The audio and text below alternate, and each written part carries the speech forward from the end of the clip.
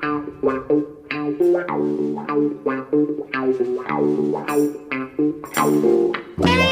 morning, Mr. Hudson. Good morning, sir.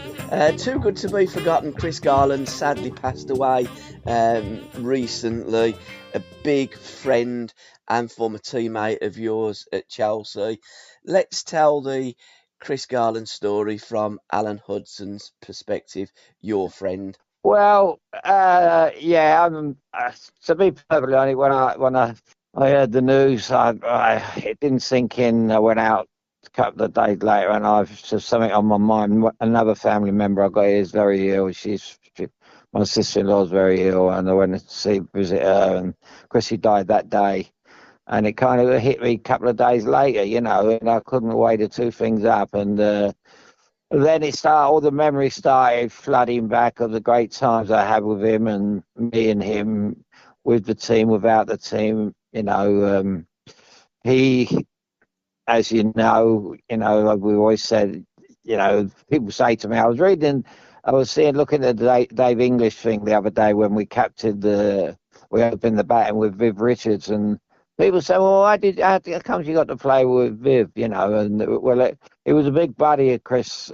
Chris Garland introduced me to Viv, and they were like two peas in a pod. One was a player from Bristol City who came to Chelsea for £100,000, and he was just super. He fitted in like a pair of gloves, and then his sparring partner was the best cricketer in the entire world. And I do love my cricket, and I got to know Viv through Chris, and through his relationship with Viv, they used to go on holiday, Barbados, and this particular year, Chris took me to Barbados with him because I had a place over there, and I reciprocated by taking him to my place in Tampa Bay sometime later, So it was a great love affair with Chris. He's someone you just loved. You didn't like him you like people and you dislike people, but you just love certain people. And the love I have for Chris is immense. And I told young Adam the other day, his boy, I said, he says, you don't have to tell me how. He said, I can see it when you're together. He's just a fantastic fella. Before we go back to 1971, because I believe that was the year that Chris Garland walked through the gates at Stamford Bridge, let's just momentarily talk about when you did open the batting with Lord Bunbury, because it's a great story, isn't it, Al? Well, it was,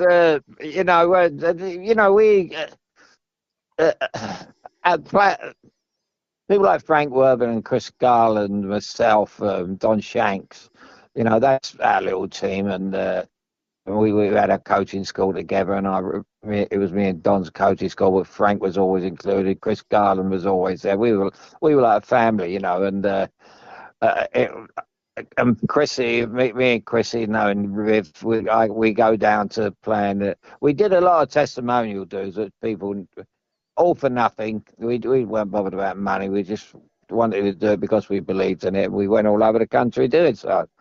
One of them was a cricket match down in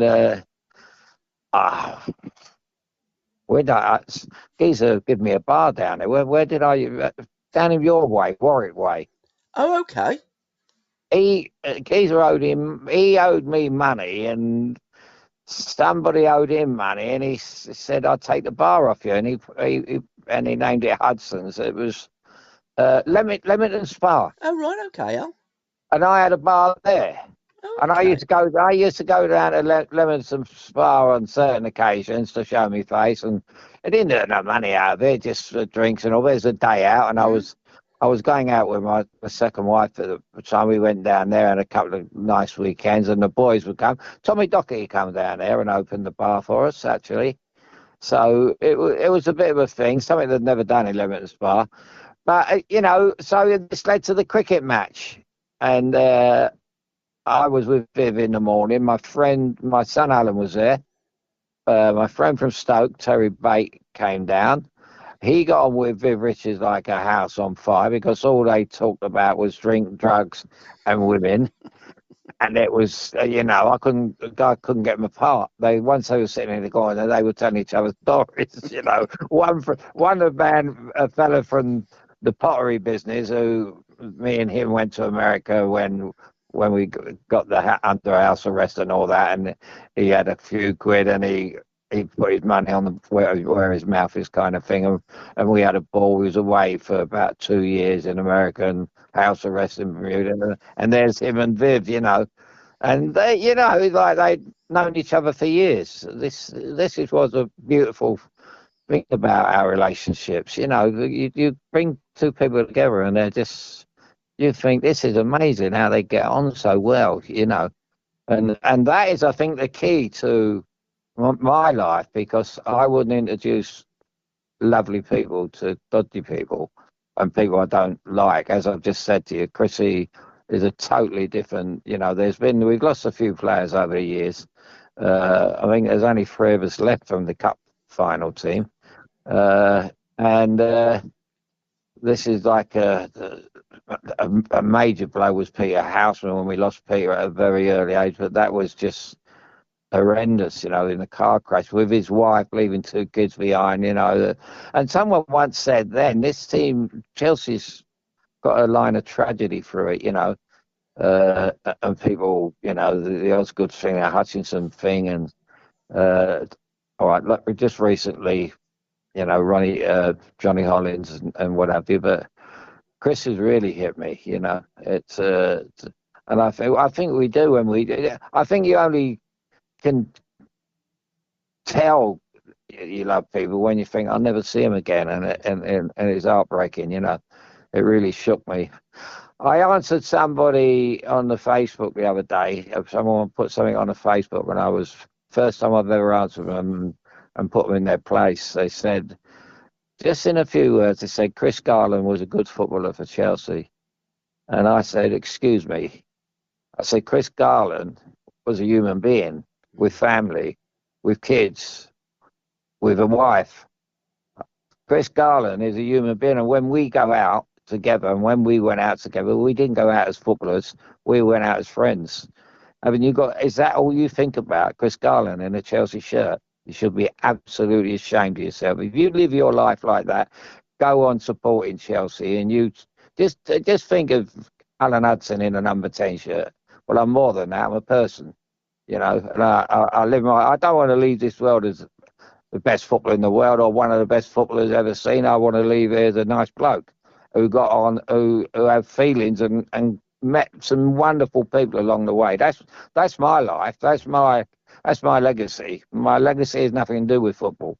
My legacy will be getting through the accident and getting through the hospital, getting through the operations, and being around real lovely people. And Chris is.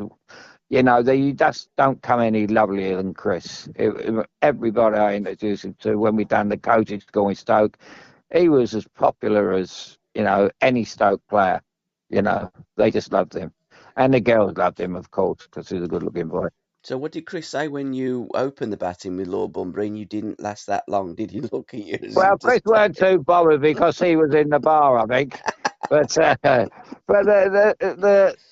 we had been before, and that was the morning with Viv and Terry were, I think we met in a casino or something because we were having a couple of drinks and before the game, and then we go into we're getting changed and we put our whites on, and I put my pads on, and I've looked over at David English, and I've pointed to his pads as much as say he's me. And Viv's come in as captain, and then Viv says, right, fellas, who's going to open? So I shot my hand up first, and I said, I'd like to open. And I looked at Dave, and Dave put his hand up. He said, come on then, me and you, Al. So that was it. So he says, that's what I like to see. People want to go out there and, be professional about it. I said, there's no better professional than me playing cricket.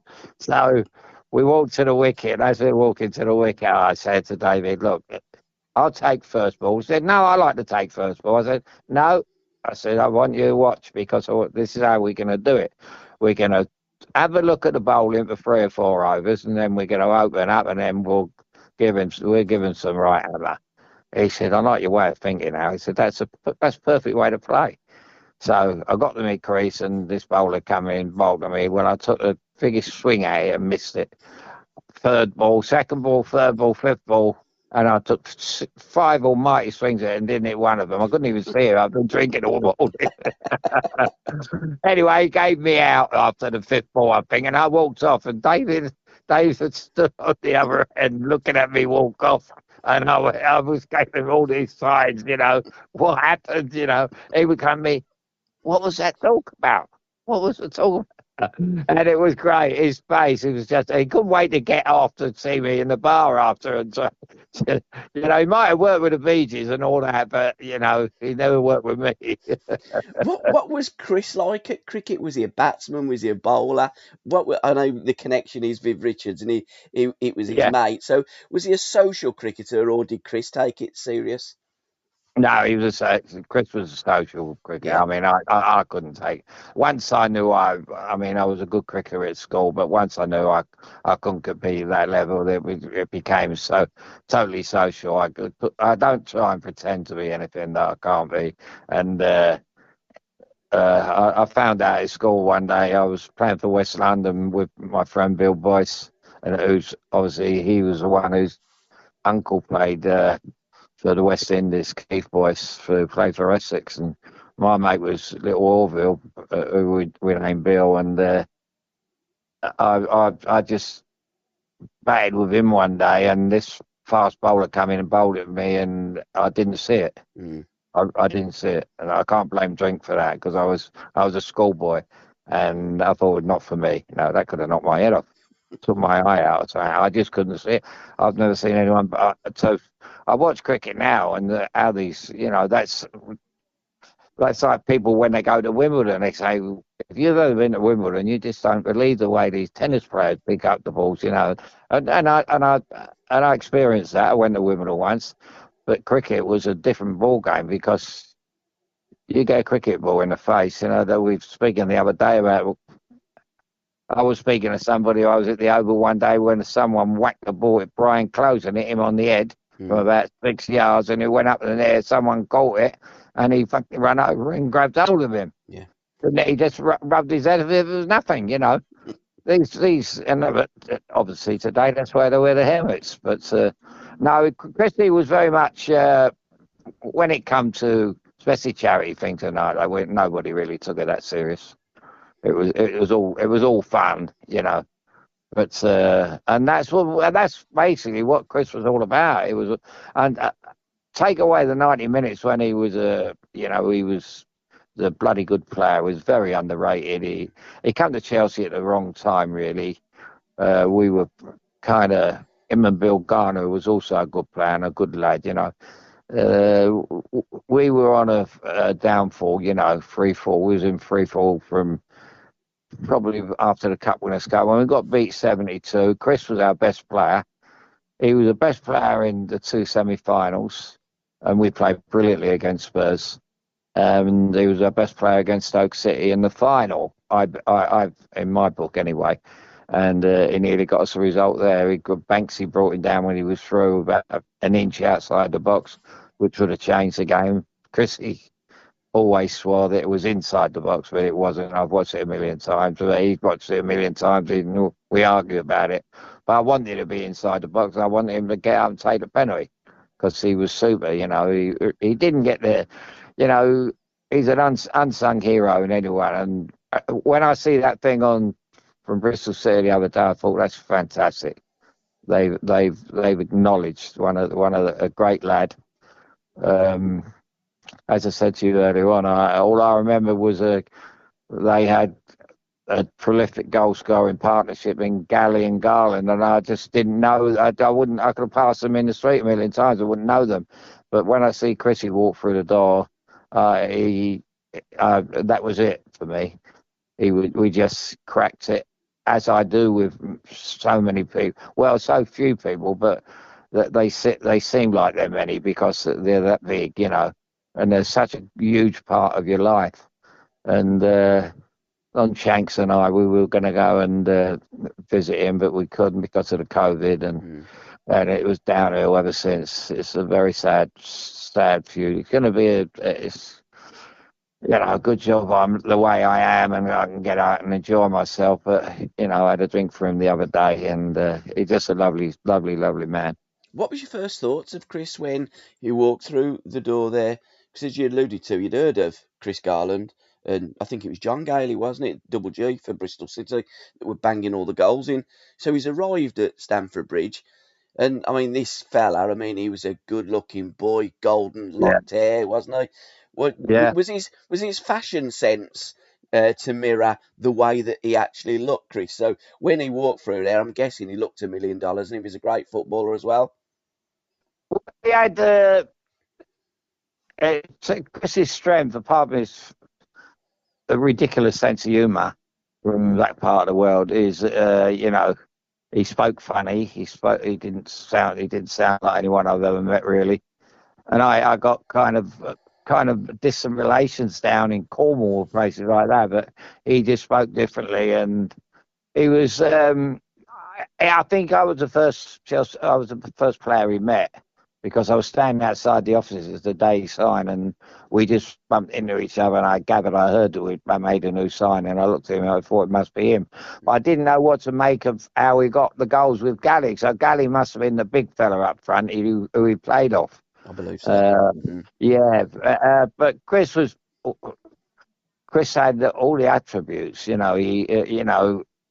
I truly believe that I always say, talking about Waddington, if he'd have come to Stoke with me, he'd have been an even better player, because he would have been allowed to play the way he wanted to play rather than the way the coach wanted him to play.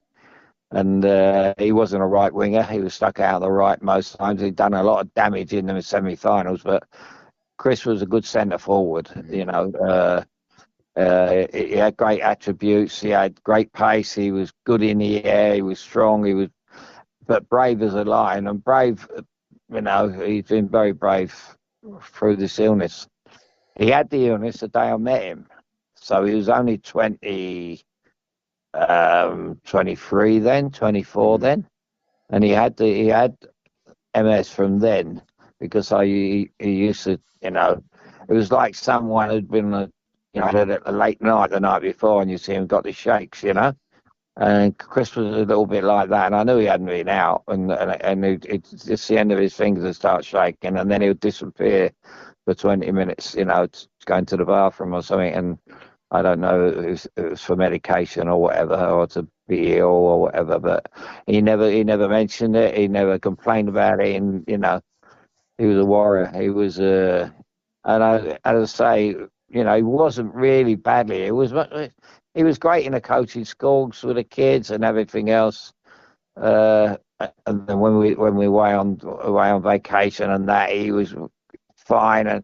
And that disease just hits you, I suppose, at a certain stage where you're bedbound, and it's been horrendous, really. I mean, the only. I'm not saying it's any consolation, but I suppose, as his son said to me, Alan, he says, I know how much you love him, but please don't come up and see him. Mm. So, that me and Dom were going to go up, me and Shanksy were all set to go up and see him, and they put the brakes on, and they said, well, there's COVID, don't come up because of the COVID. So we couldn't go up then, and by the same time it was free to go and see him, he deteriorated terribly.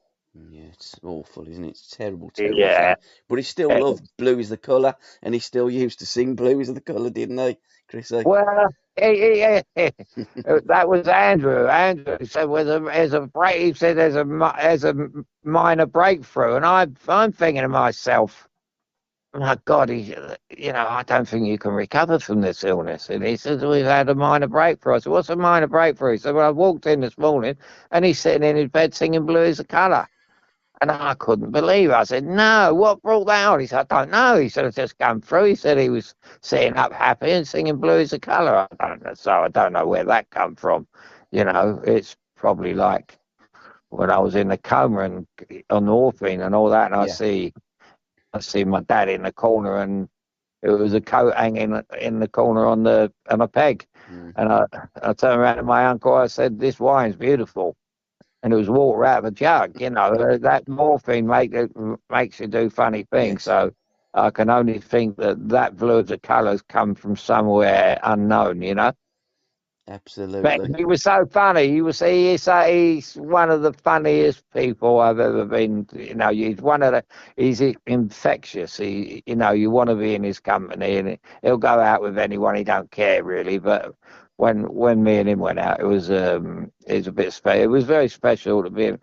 I used to look at him as he was the big star, not myself. Yeah. In Chelsea.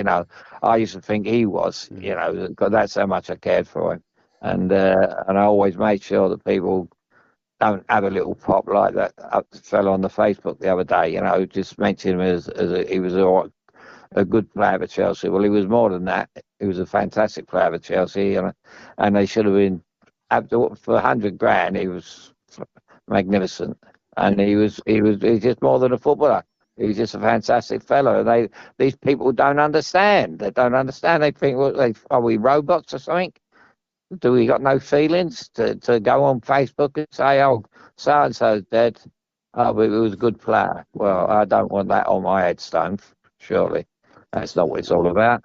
And he had a love of music as well, not just recording Blue is the Colour, but Uh, he was a big fan of Curtis Stoigers, wasn't he, Al? Curtis Stoigers. He loved Curtis Stoigers. Uh, and I think that was what him and his Ruth used to have a few glasses of wine and dance to and whatever else they got up to. Yeah, he loved Curtis Stoigers. And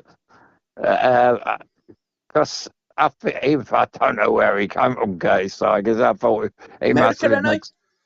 Well, I know he's American, but he's also. As soon as his music comes on, I think of Chrissy and think he sounds like Chrissy. Because he did, he loved it. I mean, I've heard of Curtis Tigers till I met Chrissy, and he comes, he said, Curtis, have you got any Curtis Stoigers? He said to me in the car one day. I said, who the hell's he? It was Curtis Stoigers. I said, I've got John Lennon and Paul McCartney, Frank Sinatra, not Curtis bloody Stoigers. Oh, dear. And Uh, did Chrissy drive? Was he a driver as well? Did he play golf? Did he play other sports? What else did Chris do? And you thought, blimey, what a superstar he was. well, he do it. Yeah, he played everything. I Yeah. don't know. Yeah, I don't know if he went out playing. He must have played with golf with them and gone out and done only because there was a 19th hole. But wherever there was a social, Chris would be there. Yes. He was one of them, and he really did. uh, when you hear this term "living life to the full," that was Chrissy. Mm. And he did it. To think that he did it with his terrible illness, it's even more the credit to him. And like I've always called my big cousin Anthony Mason my hero, the way he went through life and never complained. Because he was exactly the same. And when I hear people complaining in the pub, I just have to move away and can't stand it. I don't want to hear it, because there's always someone who's, really, really ill, and this, and he just never moaned about it, never said, "Oh, well, yeah." I said to him one day, I tried to get him, the Chris Garland charity, and I think we mentioned about Gary Lineker. He asked Gary Lineker could he help one day. Was it a function? Because he had one for his son, who was very ill and died, I think, which was awful. You're just And breaking up a bit, Al. uh, he came, Chris went, he come back to the table at a function and he said, I've got the ump with that Gary Lineker. He said, I think I can't give him a right hander. I said, don't do that, Chris. Because he asked him if he could help him and he said, go and speak to my agent. Yeah. And that turned me off Gary Lineker forever. And I see him in a Terry Neal's bar in Holborn one day, and he come over to say hello, and I just turned my back on him. I thought, if you can't help my mate, go away. And that was, well, you just could not say, let's help you, Chris. And I tried to do it, and I fell out with the people that put these charities together, and I found out that all they do is they're in it for themselves, not the individual. I know a lot of people do so much good in charities, but as I found out in hospital, the young doctors and nurses who looked after me were just fantastic, but they're a different breed.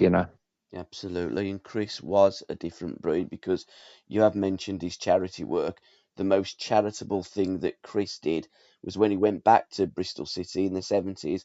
He's one of the Ashton Gate 8 that ripped up the contracts and saved the football club. So, not just for his football, not just for his personality, but for his charitable work and what he'd done for Bristol City.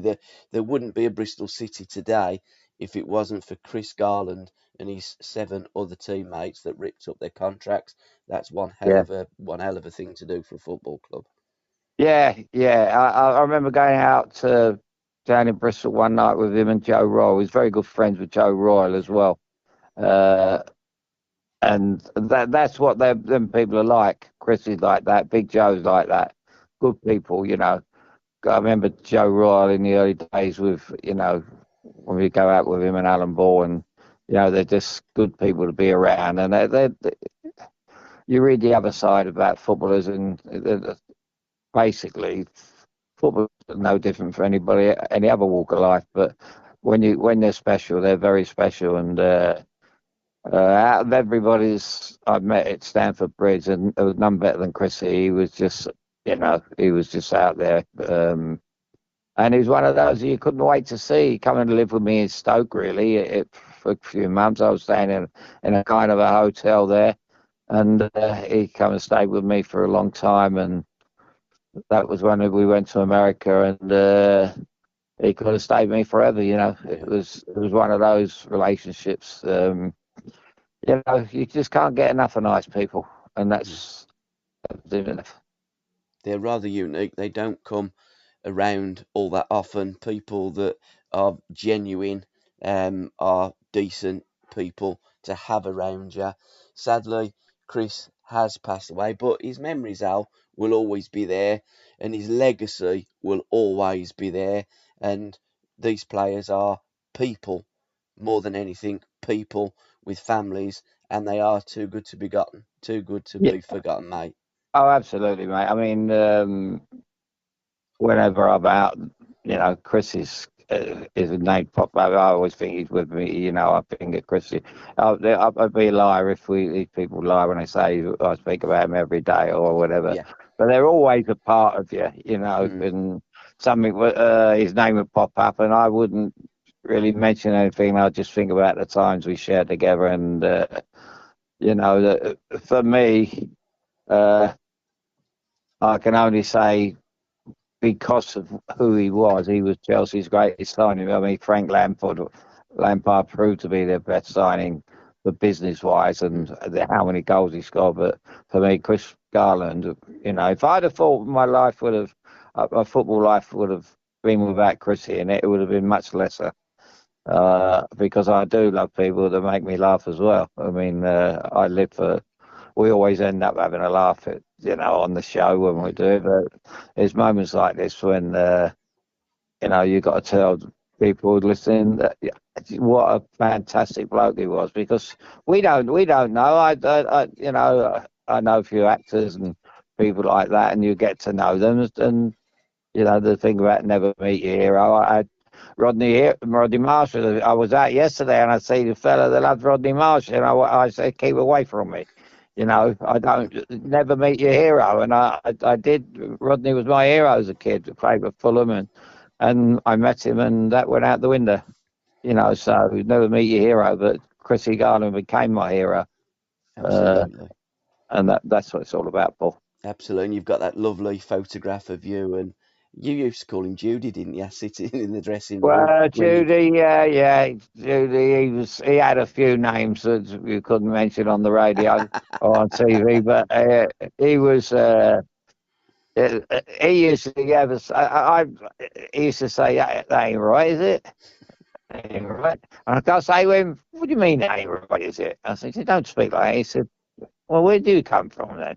I said, "Well, I'm a Chelsea boy." But you don't say that ain't right. And he had these little quips, and he would say things and make you laugh. And I like people that don't grow up. Yeah. It's great. And he was a kid right to the end, and he was a very bright fella as well, very very astute, very clever.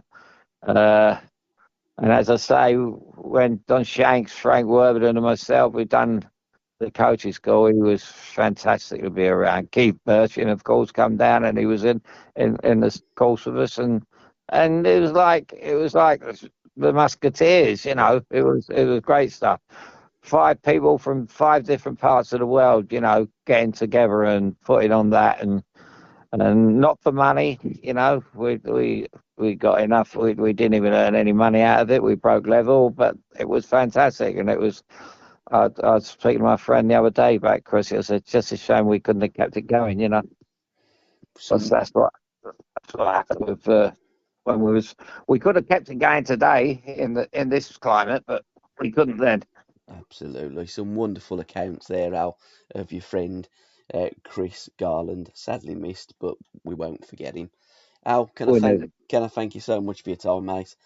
No, And brilliant. we Thank will you. reconvene for our usual My Life, My Music next month, mate. Yes, we will, and I hope wherever he is, he'll be happy wherever he is, making someone laugh, and even I like to believe that there is something after this, but Yeah, wherever it is, he'll be in a good place, I'm a sure. better place than what he's been in the last couple of years. I'm Bless sure. his heart. Yeah, I'm sure he will be, and I'm sure that when you meet again, he'll be up that bar saying, "Alan, I got a pint of cider for you, and let's listen to Curtis Stigers." I said, ain't right. Fantastic, Al. Cheers, pal. All right, pal. Thanks, Paul. Speak soon. Ta-ra, mate. Bye, Bye now. bye, Bye bye. bye, Bye bye. bye.